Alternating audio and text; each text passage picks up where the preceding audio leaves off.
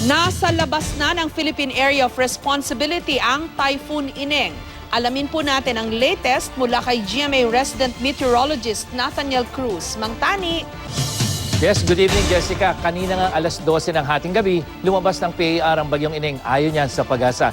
At dahil sa malakas na habagat, epektibo hanggang sa susunod na oras ang yellow heavy rainfall warning ng Pag-asa para dyan sa Zambales at Bataan at sa ibang bahagi naman ng Luzon, kabilang ang Metro Manila. Hanggang alas 10 po ngayong gabi, posible hanggang katamtamang ulan. Sa kasagsagan ng pananalasa ng bagyong Ineng dyan sa hilagang bahagi ng Luzon, bumuhos ang malalakas na ulan dyan sa Apari, Cagayan. Lumagpas pa sa normal rainfall amount para sa buong buwan ng Agosto, ang ulang bumuhos mula araw ng Huwebes naman yan hanggang nitong Sabado.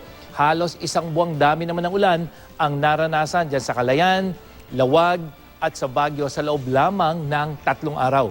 Sa mga taga-Luzon, patuloy na maging I am ready dahil magpapaulan pa rin ang hanging habagat at bukas po asahan ng maghapong ulan dyan sa may Northern at Central Luzon, base naman yan sa datos ng The Weather Company. Sa Western section, posibleng maranasan yung mas malalakas na pagulan. Kaya maging alerto sa posibleng pagbaha at pagguho ng lupa. Dahil din sa pag-iral ng habagat, huwag munang maglayag ang mga may malilit na sakyang pandagat dyan sa may seaboards ng Northern at Central Luzon at sa Western seaboard ng Southern Luzon. Posible kasing umabot ng mahigit 4 na metro ang taas ng alon sa mga nasabing seaboard. Katumbas po yan ng gusaling may mahigit 1 palapag.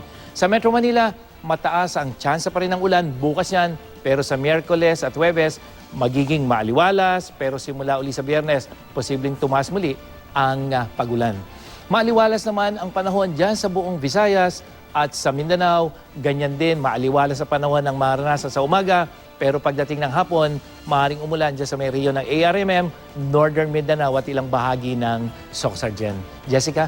Mang Tani, so ang ibig sabihin yan para sa ating mga misis, hindi pa pwedeng magpatuyo ng damit, no? Pahirapan pa ngayon ng paglalaban ng uniforme ng mga bata.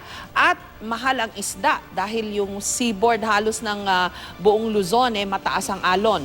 Tama yun, Jessica. Lalong-lalo na sa Northern at Central Luzon na talaga naman sinalanta nung napakatinding ulan na dulot ng malakas na habagat. Pero dyan sa Visayas at Mindanao, Jessica, na hindi na sila apektado ng hanging habagat, asahan talaga natin na sunod-sunod na o tuloy-tuloy na yung maaliwalas sa panahon. At yung nabanggit mong karagatan, kahit po itong paalala natin, lumabas na ng PAR yung bagyo, pero dahil sa malakas na hanging habagat, yung pong mga mangingisda na baka magpilit na naman, Jessica, no?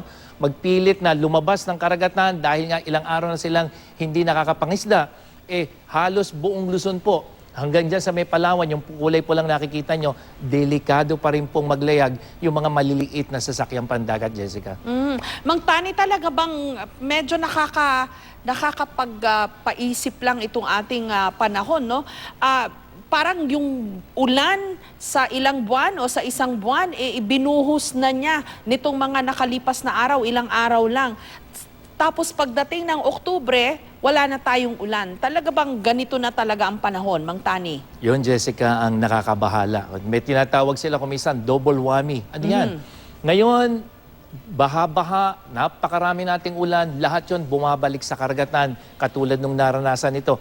Siya nga pala, Jessica, kung bakit inabot ng ganito karaming ulan sa loob lamang ng halos ilang araw, dahil dun sa naging mabagal o halos hindi kumilos itong bagyong si Ineng na nandito sa may northern part ng Eastern Luzon. Mabagal siya, pero malakas yung kanyang hangin.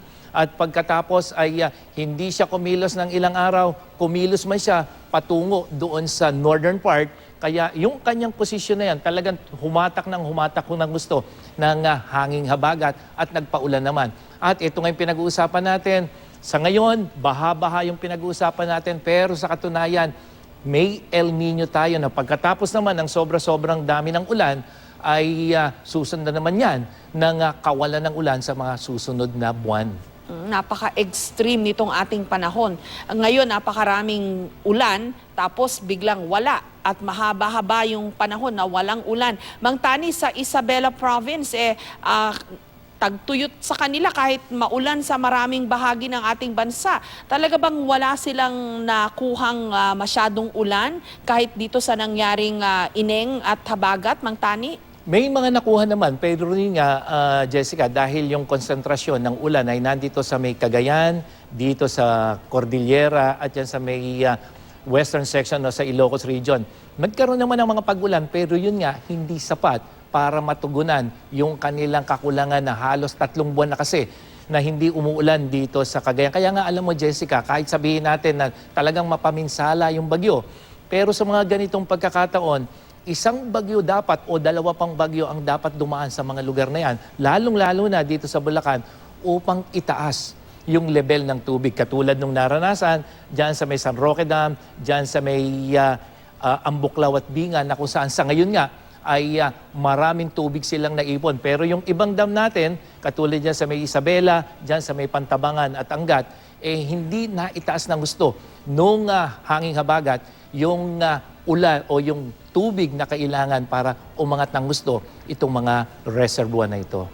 Maraming salamat, Mang Tani Nathaniel Cruz, GMA Resident Meteorologist. At yan ang latest mula sa GMA Weather. Ako po si Nathaniel Cruz, magplano para sigurado. I am ready. Serbisyong totoo ng GMA News.